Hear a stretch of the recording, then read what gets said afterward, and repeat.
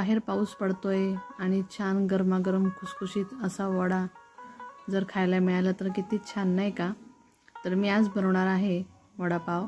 तर मी माझ्या पद्धतीने कसा बनवते आज ते तुमच्यासोबत शेअर करणार आहे. चला तर मग रेसिपीला सुरुवात करूया. मी इथे 2 चमचे धने आणि 1 चमचा बडीशोप भाजून घेणार आहे. आता हे छान भाजून झालेलं आहे. तर याला जाडसर बारीक करायचं आहे, जास्त बारीक नाही करायचं. तर मी त्याला एका प्लेटमध्ये काढून घेते. तर तुम्ही बघू शकतात हे अशा पद्धतीने जाडसर बारीक करून घ्यायचं आहे. तुम्ही कुटून घेतलं तरी चालेल. त्याच भांड्यामध्ये परत हिरवी मिरची टाकून घ्यायची आहे, कढीपत्ता, त्यानंतर लसूण, आलं. तर आता हे बारीक करून घ्यायचं आहे. हे पण थोडं जाडसर ठेवायचं, जास्त बारीक पेस्ट नाही करायची. बघू शकतात हे अशा पद्धतीने. तर मी ते लोंगी मिरचीचा वापर केलेला होता. तर मी ते 7 ते 8 बटाटे शिजवून घेतलेले आहेत. त्याला स्मॅश करून घेतलेलं आहे. त्यानंतर कढईत तेल टाकून घ्यायचं आहे. तर मी ते 2 ते 3 चमचे तेल टाकून घेतले. त्यानंतर तेल तापल्यानंतर त्यात मोहरी टाकून घ्यायची. मोहरी तळली गेली की त्यात जिरं टाकायचं. आता जिरं आणि मोहरी दोघं तळून झाले तर बारीक केलेला जी पेस्ट आहे हिरवी मिरची ती टाकून घ्यायची आहे. तिलाही छान तेलात तळून घ्यायची. त्यातच लगेच आपल्याला धने आणि बडीशोप बारीक केलेली होती ते पावडर टाकून घ्यायचं आहे. पुन्हा याला व्यवस्थित मिक्स करून घ्यायचं आहे. आता छान मिक्स करून झालेलं आहे की त्यात हळद टाकायची आहे. आता हळदही व्यवस्थित मिक्स करून घ्यायचं आहे. हे कमी गॅसवरच करायचं, नाहीतर मसाले जळून जातात. त्यानंतर चवीनुसार मीठ टाकून घ्यायचं आहे. मीठ हे ठेच्यातच टाकायचं, कारण मग नंतर बटाटे टाकल्यानंतर व्यवस्थित मिक्स होतं म्हणून. आता स्मॅश केलेले बटाटे टाकून घ्यायचे.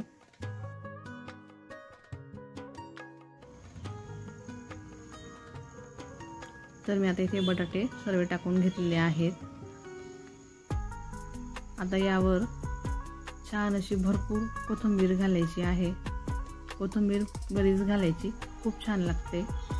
तर याला पुन्हा मिक्स करून घ्यायचं आहे. तर मी इथे गॅस बंद करून दिलेला आहे. गॅस बंद करून द्यायचा, नाहीतर भाजी खूप पातळ होते. तर आता मी याला गार व्हायला ठेवून देते. आता मी यात बाउलमध्ये घेतलेलं आहे बेसन पीठ. त्यानंतर त्यावर टाकून घ्यायचं आहे मीठ. आता हे अगोदर मिक्स करून घेते.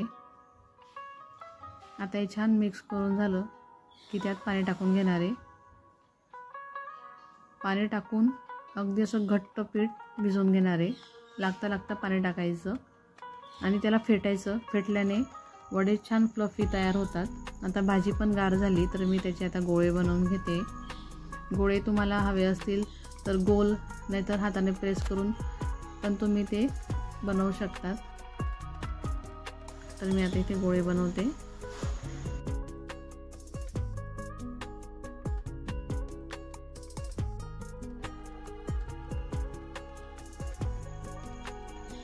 तर इथे सर्वच गोळे बनवून झालेत जवळपास. तर मी इथे थोडासा सोडा टाकून घेणार आहे आणि त्यावर थोडं पाणी टाकून घेते आणि मिक्स करून घेणार आहे. अगदी थोडा सोडा घालायचा. त्यानंतर त्यात वडे टाकून घेईल. आता यावर पीठ टाकून घेते. तुम्ही हवं तर चमच्याने पण टाकू शकतात अशा पद्धतीने, किंवा मग हाताने पण. तर मी हाताने टाकून दाखवते.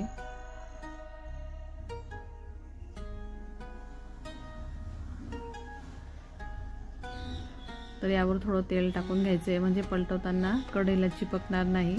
तर मी तळण्यासाठी फक्त लोखंडाचीच कढई वापरते, तर तिला चिपकण्याची भीती नसते.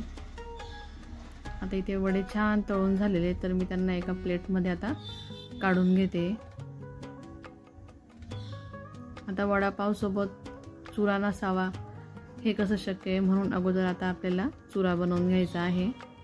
तुम्ही चमच्याने बुंदी पाडून घेतली तरी चालेल.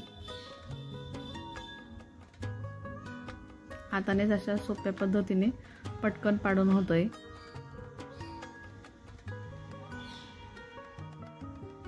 तर आता हे छान तळून घ्यायचं आहे. तर त्याला पण एका प्लेटमध्ये मी आता काढून घेते. बघू शकतात वडे पण खूप छान दिसत आहेत आणि चुरा पण छान तयार झालेला आहे. आणि मिरचीशिवाय वडापावला तर चवच नाही. तर मिरची तळून झालेली आहे.